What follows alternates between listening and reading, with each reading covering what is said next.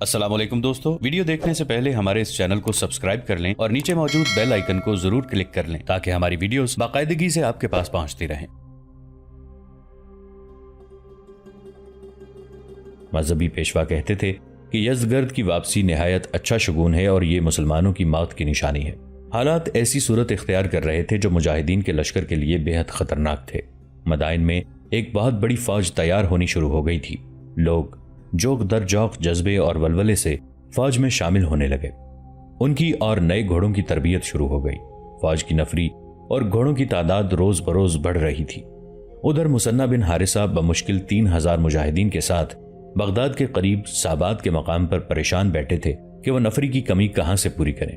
اس کے علاوہ وہ مثنہ کا زخم اور زیادہ خراب ہو گیا تھا اور وہ ذرا سا چلتے تھے تو بھی سانس پھول جاتا تھا اور زخم سے درد کی ٹیسیں اٹھتی تھیں۔ طبیبوں کی نگاہ میں اب وہ لڑائی کے قابل نہیں رہے تھے۔ اب تو یوں لگتا تھا کہ شکست ان کے مقدر میں لکھ دی گئی ہے۔ چونکہ کسریٰ پرویز کا ذکر ایک بار پھر آیا ہے، اس لیے ضروری معلوم ہوتا ہے کہ ہم پھر اس خط کی بات کریں جو رسول اللہ صلی اللہ علیہ وآلہ وسلم نے اسے قبول اسلام کے لیے بھیجا تھا، اور پرویز نے رعونت کا یہ مظاہرہ کیا کہ یہ خط پھاڑ کر پھینک دیا تھا۔ اس داستان میں اس خط کا اور اس سے متعلق واقعے کا پہلے بھی ذکر آ چکا ہے، لیکن خط کا متن پہلے پیش نہیں کیا گیا۔ خط کی تحریر پیش کرنے سے پہلے پرویز کی فرعونیت کا مختصر سا ذکر ہو جائے تو اچھا ہوگا۔ کسریٰ پرویز جو خسرو پرویز کے نام سے مشہور ہوا، وہ ہرمز کا بیٹا اور نوشیروان عادل کا پوتا تھا۔ اس نے عدل و انصاف میں شہرت حاصل کی اور تاریخ میں اونچا نام اور مقام پایا، اور پوتا دادا کے برعکس فرعونیت میں نام پیدا کر گیا، یہاں تک کہ اللہ کے رسول صلی اللہ علیہ وآلہ وسلم کی گرفتاری کا حکم دیا۔ خسرو پرویز کے عروج و زوال کی تفصیلات طویل ہیں۔ ان تفصیلات کا چونکہ ہماری اس کہانی کے ساتھ کوئی تعلق نہیں، اس لیے ہم مختصراً بیان کریں گے کہ خسرو پرویز پر ایسا وقت بھی آیا کہ وہ مسلمانوں کے مقابلے میں نہ ٹھہر سکا اور مدائن سے اس حالت میں بھاگا کہ اس کے ساتھ صرف چند سپاہی تھے۔ اس کا ذہن سازشی تھا، غیرت نام کی کوئی چیز اس کی فطرت میں نہیں تھی۔ اس نے رومیوں سے جا مدد مانگی۔ یہ خسرو پرویز کی عیاری کا کمال تھا کہ رومیوں نے اسے بہت سی اور بڑی فوج دی۔ خسرو پرویز اس فوج کے ساتھ اپنی سلطنت میں داخل ہوا۔ بہرام نے مقابلہ کیا، لیکن وہ اس خاندان سے نہیں تھا۔ اس بنا پر رؤوسا اور دیگر زعماء اس کا ساتھ چھوڑ گئے اور فوج بھی بے دلی سے لڑی۔ نتیجہ یہ ہوا کہ بہرام کو جان بچا کر بھاگنا پڑا اور خسرو پرویز ایک وسیع و عریض سلطنت کا مالک بن گیا۔ یہاں سے اس کی فتوحات کا سلسلہ شروع ہوتا ہے۔ اس شخص کی فطرت میں جو ابلیسیت تھی اسے اس نے یوں استعمال کیا کہ جس قیصر روم سے مدد سے وہ مدائن میں فاتح کی حیثیت سے داخل ہوا اور کسریٰ فارس بنا تھا، اسی قیصر روم کو للکارا اور اس کے ساتھ لڑائیاں لڑیں اور اس کے کئی علاقوں پر قبضہ کر لیا۔ اس سے اس نے بہت بڑی فوج تیار کر لی تھی، جس میں عربوں کے لیے اس نے مال غنیمت اور دیگر انعام اور مراعات کی ایسی کشش پیدا کی تھی کہ عرب کے سرحدی قبائل کے لوگ اس میں شامل ہو گئے۔ اس کا دادا نوشیروان فلسطین کو اپنی سلطنت میں شامل کرنے کا ارادہ رکھتا تھا، لیکن موت نے اسے موقع نہ دیا۔ پوتے خسرو پرویز نے دادا کے اس ارادے کی تکمیل کا اعلان کر دیا اور یہ بھی اعلان کیا کہ بیت المقدس کو فتح کر کے وہ وہاں حضرت عیسیٰ علیہ السلام کی تمام مقدس یادگاریں اصل حالت پر جس پر حضرت عیسیٰ علیہ السلام مصلوب ہوئے تھے اور ان کا مفروضہ مدفن تباہ و برباد کر کے رکھ دیا جائے گا۔ اس وقت فلسطین پر رومیوں کا قبضہ تھا۔ یہودیوں کو پتہ چلا کہ خسرو پرویز عیسائیت کے مرکز کو تباہ کرنے چلا ہے تو 62,000 یہودی اس کی فوج میں شامل ہو گئے، کیونکہ وہ عیسائیوں کے اتنے ہی دشمن تھے جتنے اسلام کے تھے۔ خسرو پرویز کی فوج بیت المقدس میں گھس گئی اور ایسی قتل و غارت کی کہ 90,000 عیسائیوں کو، جن میں بچے بھی تھے، قتل کر دیا گیا۔ کوئی گرجا سلامت نہ رہنے دیا گیا۔ زیادہ تر گرجوں کو آگ لگا دی گئی، تمام دولت لوٹ لی گئی۔ عیسائیوں کی کوئی مقدس جگہ سلامت نہ رہنے دی گئی۔ وہاں سے سونے چاندی، ہیروں اور جواہرات کے انبار ملے جو خسرو پرویز مدائن لے آیا۔ عیسائیوں کی تاریخ میں ان پر اس سے زیادہ ظلم کی مثال نہیں ملتی۔ پرویز کے ظلم اور درندگی کا نشانہ رومن کیتھولک عیسائی بنے۔ اس کے بعد خسرو پرویز اسلام کے خلاف کمر بستہ ہونے لگا۔ رسول اکرم صلی اللہ علیہ وآلہ وسلم نے حبش کے نجاشی کو دعوت اسلام کا پیغام بھیج کر خسرو پرویز کے نام ایک پیغام بھیجا۔ پیغام لے جانے والے ایک صحابی حضرت عبداللہ بن قذافہ رضی اللہ عنہ تھے۔ اس وقت خسرو پرویز کردستان کی سرحد پر دریائے قرامو کے کنارے خیمہ زن تھا۔ رسول اکرم صلی اللہ علیہ وآلہ وسلم کے نامہ مبارک کی تحریر یہ تھی: بسم اللہ الرحمن الرحیم، محمد رسول اللہ صلی اللہ علیہ وآلہ وسلم کی طرف سے کسریٰ رئیس فارس کے نام، اس شخص پر سلام ہے جو ہدایت کی پیروی کرے اور اللہ اور اس کے رسول صلی اللہ علیہ وآلہ وسلم پر ایمان لائے اور گواہی دے کہ اللہ کے سوا اور کوئی معبود نہیں، اور یہ گواہی بھی دے کہ میں تمام دنیا کے انسانوں کی طرف اللہ کا رسول بنا کر بھیجا گیا ہوں تاکہ ہر زندہ انسان کو اللہ کا خوف دلاؤں۔ لہٰذا تم اگر اسلام قبول کر لو گے تو سلامت رہو گے، اور اگر تم نے انکار کیا تو مجوسیوں کا وبال جان تمہاری گردن پر ہوگا۔ خسرو پرویز فرعونوں سے کم نہ تھا۔ وہ اپنے آپ کو سورج کا بیٹا ہی نہیں، دنیا کا دوسرا خدا سمجھتا تھا۔ اسے رسول اللہ صلی اللہ علیہ وآلہ وسلم کا پیغام پڑھ کر سنایا گیا تو اس کے چہرے پر فرعونیت کے قہر و غضب کے تاثر کے ساتھ حیرت و استعجاب کا تاثر بھی شامل تھا کہ یہ کون ہے جس نے اتنی بے باکی اور صاف گوئی سے اسے خط لکھا ہے۔ وہ حیران تھا کہ کوئی انسان ایسا جرت مند اور سرکش بھی نہیں ہو سکتا جس نے اس کے نام سے پہلے اپنا نام لکھا ہے۔ خسرو پرویز تو طرابلس سے لے کر پنجاب تک کا شہنشاہ اور خداوند عالم کہلاتا تھا۔ غصے سے اس کے ہونٹ کانپنے لگے کہ عرب کے ایک بوریا نشین نے اسے محض رئیس فارس لکھا ہے۔ وہ تو کہا کرتا تھا کہ قیصر روم اور خاقان چین مل کر بھی اس کی آنکھ سے آنکھ ملانے کی جرت نہیں کر سکتے۔ ایشیا اور یورپ کی بادشاہیاں اکٹھی ہو جائیں تو بھی اس کے سامنے زبان نہیں کھول سکتی۔ اس نے رسول اللہ صلی اللہ علیہ وآلہ وسلم کے پیغمبر عبداللہ بن قذافہ رضی اللہ عنہ کی طرف قہر بری نظروں سے دیکھا۔ درباری یہی توقع رکھتے ہوں گے کہ اس پیغمبر کے قتل کا حکم ملا کہ ملا۔ انہیں یہ توقع بھی ہوئی کہ اس عرب کو ذلیل و خوار کر کے اور اذیتیں دے دے کر مارا جائے گا، لیکن خسرو پرویز نے رسول کریم صلی اللہ علیہ وآلہ وسلم کے خط کے پہلے 2 ٹکڑے کیے، پھر 4، پھر 8، پھر وہ اس خط کو پھاڑتا ہی چلا گیا۔ آخر اس نے یہ تمام ٹکڑے اپنی ہتھیلی پر رکھے اور زور سے پھونک مار کر خط کے ٹکڑوں کو اڑا دیا۔ ٹکڑے دربار میں بکھر گئے۔ درباری یہ دیکھ کر حیران رہ گئے کہ اس فرعون نے جو انسانوں کی شہرگیں کٹوا کر اور ان سے خون کے فوارے پھوٹتے دیکھ کر لطف اندوز ہوتا تھا، عبداللہ بن قذافہ رضی اللہ عنہ کو جانے کی اجازت دے دی۔ عبداللہ رضی اللہ عنہ سینکڑوں میل کی مسافت طے کر کے مدینہ منورہ پہنچے اور رسول کریم صلی اللہ علیہ وآلہ وسلم کو بتایا کہ زرتشت کی عبادت کرنے والے خسرو پرویز نے حضور صلی اللہ علیہ وآلہ وسلم کے پیغام حق کے ساتھ کیا سلوک کیا ہے۔ یہ پہلے بیان ہو چکا ہے کہ رسول اللہ صلی اللہ علیہ وآلہ وسلم نے فرمایا کہ فارس کی سلطنت اسی طرح ٹکڑے ٹکڑے ہو کر بکھر جائے گی۔ عبداللہ بن قذافہ رضی اللہ عنہ کو خسرو پرویز نے زندہ واپس جانے کی اجازت دے کر سب کو حیران کر دیا تھا، لیکن اس نے عبداللہ بن قذافہ رضی اللہ عنہ کے رخصت ہونے کے بعد ایک حکم دے کر سب کی حیرت رفع کر دی۔ اس نے حکم یہ دیا کہ یمن کے گورنر تک میرا حکم تیز رفتار قاصد کو بھیج کر پہنچا دیا جائے کہ مدینہ کے محمد صلی اللہ علیہ وآلہ وسلم کو گرفتار کر کے میرے دربار میں پیش کریں کہ میرے اس غلام نے اتنی بڑی جسارت کی ہے، میں اسے عبرتناک سزا دوں گا۔ یمن کا گورنر ایک فارسی بازان تھا۔ اس تک قاصد حکم لے کر پہنچا تو بازان نے اپنا قاصد مدینہ رسول کریم صلی اللہ علیہ وآلہ وسلم کے پاس اس پیغام کے ساتھ بھیجا کہ حضور صلی اللہ علیہ وآلہ وسلم گرفتاری پیش کریں تاکہ خسرو پرویز کے حکم کے مطابق آپ صلی اللہ علیہ وآلہ وسلم کو مدائن بھیجا جائے۔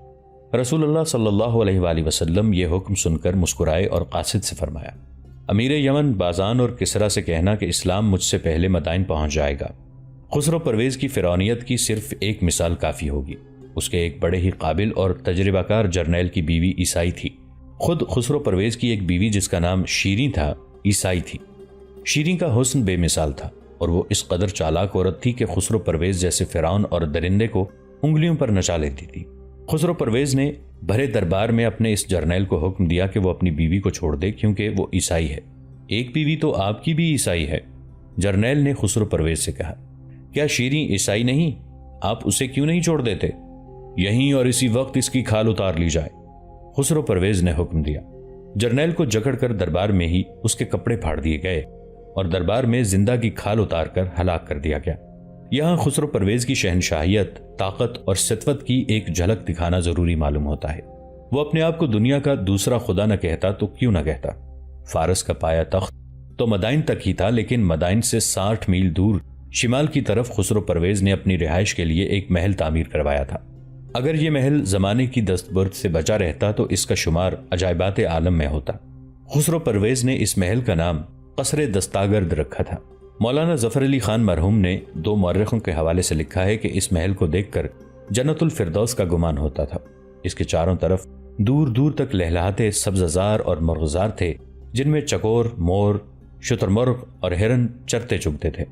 یہ وسیع و عریض محل 40,000 ستونوں پر کھڑا تھا، جس پر سونے کا پانی چڑھا ہوا تھا۔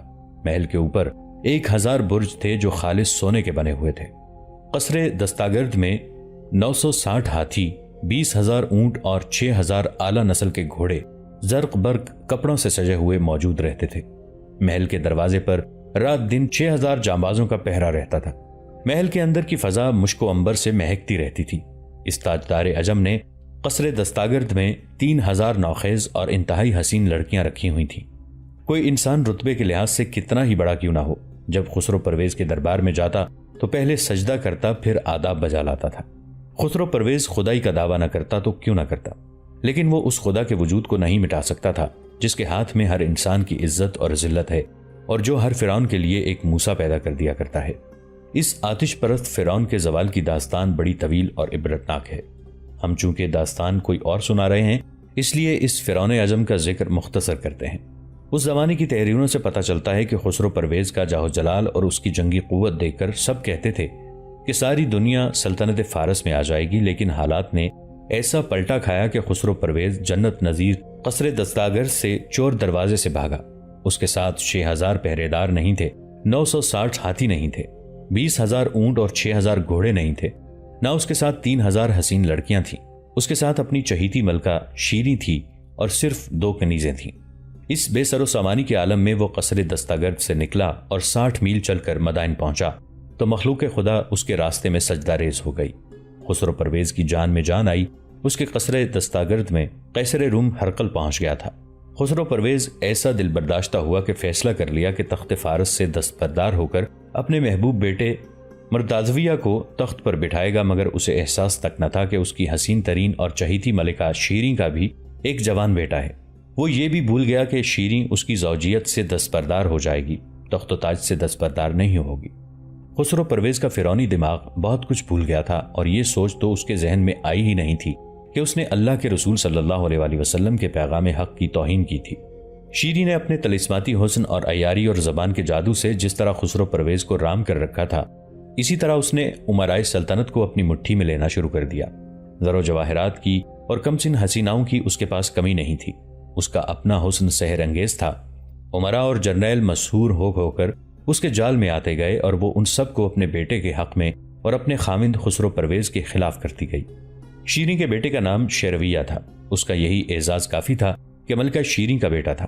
اس نے فوج کو اس طرح اپنے ساتھ ملا لیا کہ درپردہ فوج میں یہ خوشخبری پھیلا دی کہ شیرویہ تخت پر بیٹھے گا تو افسروں اور سپاہیوں کی تنخواہیں بڑھ جائیں گی، اور مال غنیمت میں سے حصہ ملا کرے گا، اور کئی اور مراد بھی دی جائیں گی۔ عیسائیوں تک یہ خوشخبری پہنچائی گئی کہ انہیں مذہبی آزادی ملے گی اور انہیں درجہ اول کی شہریت دی جائے گی۔ خسرو پرویز اس سازش سے بے خبر تھا۔ اسے شک تک نہ ہوا کہ شیریں اس کی آستین کا سانپ بن گئی ہے۔ خسرو پرویز نے ابھی تخت سے دستبردار ہونے کا اعلان نہیں کیا تھا۔ ایک روز شیرویہ نے باپ کو حکم دیا کہ وہ تخت سے دستبردار ہو جائے۔ خسرو پرویز نے حکم دیا کہ اس کے بیٹے شیرویہ کو قتل کر دیا جائے، لیکن اس کا حکم ایسا ہی تھا جیسے کسی نے ہوا میں تیر چلایا ہو۔ اس نے شیروں کو بلایا اور اسے بتایا کہ اس کا بیٹا پاگل ہو گیا ہے، اسے سنبھالے۔ یہ میرے بس میں نہیں تاجدار، شیریں نے عجب سے تبسم سے کہا۔ اسے فوج بھی نہیں مار سکتی۔ اس نے خسرو پرویز کے کان میں کہا، اس تخت پر میرا بیٹا بیٹھے گا، جرنیلوں کو حکم دے کر دیکھ لو، سب میرے بیٹے کے وفادار ہیں۔ خسرو پرویز غصے سے اٹھا اور جرنیلوں اور امراء کو طلب کر کے انہیں شیریں اور شیرویہ کے خلاف کئی ظالمانہ حکم دیے، لیکن امراء اور جرنیلوں کا رویہ بالکل سرد رہا۔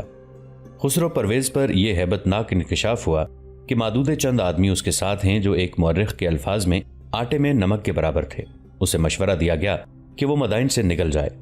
میں رومیوں سے صلح کر کے اپنے اس بیٹے کو سرکشی کی سزا دوں گا، خسرو پرویز نے کہا۔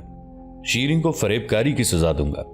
شیرویہ اور شیریں کے کانوں تک یہ الفاظ پہنچے تو شیرویہ محافظ دستے کے گھوڑ سواروں کو ساتھ لے کر اپنے باپ کے پاس گیا۔ باپ کو کچھ دیر پہلے اطلاع مل گئی تھی کہ اس کا بیٹا کس ارادے سے اس کے پاس آ رہا ہے۔ خسرو پرویز بھاگ نکلا، لیکن شہر سے نہ نکل سکا۔ ایک غریب سے آدمی کی جھونپڑی میں جا چھپا۔ رسول اکرم صلی اللہ علیہ وآلہ وسلم کو حکم دینے والا اور جنت الفردوس جیسے قصر دستاگرد میں رہنے والا اور اپنے آپ کو خدا کہنے والا ایک تنگ و تاریک اور غلیظ کوٹھڑی میں اس طرح چھپا کہ اس کے اوپر بدبودار چیتھڑے اور گھاس ڈال دی گئی۔ گھڑ سوار فوجیوں نے سارے شہر میں گھوم کر اعلان کیا کہ خسرو پرویز جس گھر سے برآمد ہوگا اس گھر کو آگ لگا دی جائے گی اور گھر کے بچے سے بوڑھے تک کو زندہ جلا دیا جائے گا۔ اس حکم کے بعد کس میں اتنی ہمت تھی کہ خسرو پرویز کو اپنے گھر میں چھپائے رکھتا؟ ایک غریب ایک گھڑ سوار کے پاس آیا اور منہ سے کچھ کہنے کی بجائے اپنی جھونپڑی کی طرف اشارہ کیا۔ سپاہی جھونپڑے میں گئے اور فارس کے فرعون کو چیتڑوں اور گھاس کے نیچے سے نکال کر باہر نکال لائے اور اسے محل میں لے جا کر شیرویہ کے سامنے جا کھڑا کیا۔ اسے زنجیروں میں باندھ کر میدان میں لے چلو، شیرویہ نے حکم دیا۔ اس کے تمام بیٹوں کو بھی وہاں پہ لاؤ۔ حکم کی تعمیل ہوئی۔ خسرو پرویز کو زنجیروں میں باندھ کر محل کے قریب ایک میدان میں لے گئے۔ اس کے بیٹوں کو ایک ایک کر کے میدان میں لایا جانے لگا۔ یہ سب شیرویہ کے بھائی تھے جو مختلف بیویوں میں سے تھے۔ ان کی تعداد شیرویہ کو ملا کر 19 تھی۔ جب تمام بیٹوں کو لا چکے تو شیرویہ نے انہیں گنا۔ تعداد 18 ہونی چاہیے تھی، لیکن ایک کم تھا۔ ایک کم ہے، شیرویہ نے کہا۔ ان میں یزدگرد نہیں ہے، اسے بھی لاؤ۔ بہت سے لوگوں نے محل کا کونا کونا دیکھ لیا۔ شہر میں اعلان کیا کہ یزدگرد اور اس کو پناہ دینے والے کے گھر کو آگ لگا کر گھر کے ہر فرد کو زندہ جلا دیا جائے گا، لیکن اس کا کہیں سراغ نہ ملا۔ کسی کو معلوم نہ تھا کہ خسرو پرویز کا ایک دوست ساران بھی غائب ہے۔ یزدگرد اپنی ماں کے ساتھ مدائن سے بہت دور پہنچ چکا تھا۔ ساران ان کے ساتھ تھا۔